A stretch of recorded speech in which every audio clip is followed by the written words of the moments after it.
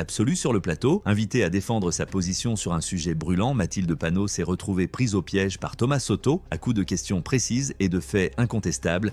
Il a mis en lumière certaines contradictions de son discours, la poussant dans ses retranchements. Visiblement mal à l'aise, Panot a tenté de se justifier, mais face aux relances implacables, elle a fini par bafouiller, donnant l'impression de perdre pied. Une séquence qui a marqué les téléspectateurs et qui fait déjà réagir sur les réseaux sociaux.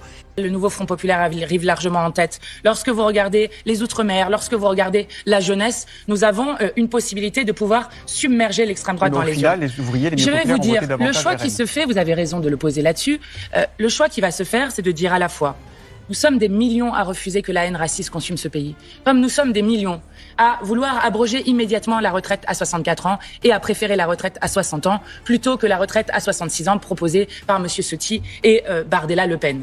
Nous sommes la retraite à 62 ans et ça va pas refaire tout le match la semaine dernière. Oui, enfin, en tout cas, il n'abroge pas la réforme de retraite. Nous sommes des millions à vouloir l'augmentation des salaires, à vouloir l'école réellement gratuite. Voilà les choix qui vont devoir être faits par le peuple français.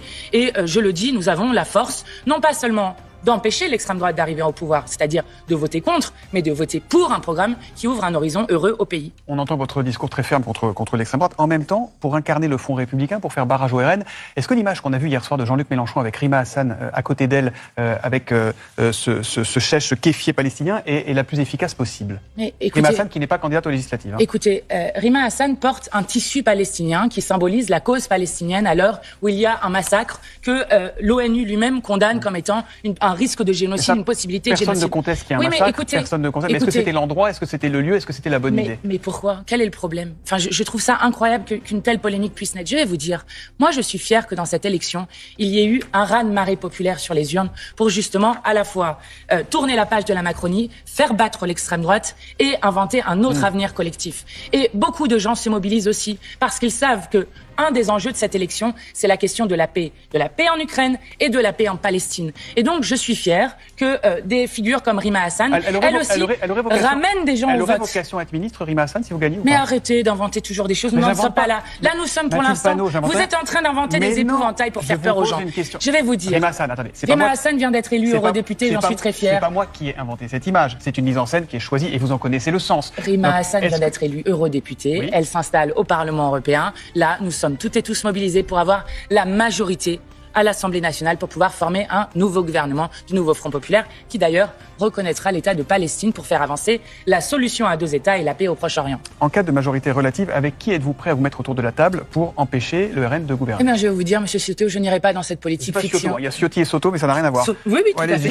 Mais parce que je n'irai pas dans la politique fiction parce qu'elle cache quelque chose qui est que nous pourrions avoir la majorité absolue. Et nous mettons toutes nos forces maintenant. C'est quand même pas la plus forte probabilité. On est d'accord, tant que les urnes n'ont pas parlé, on ne sait pas. On est d'accord.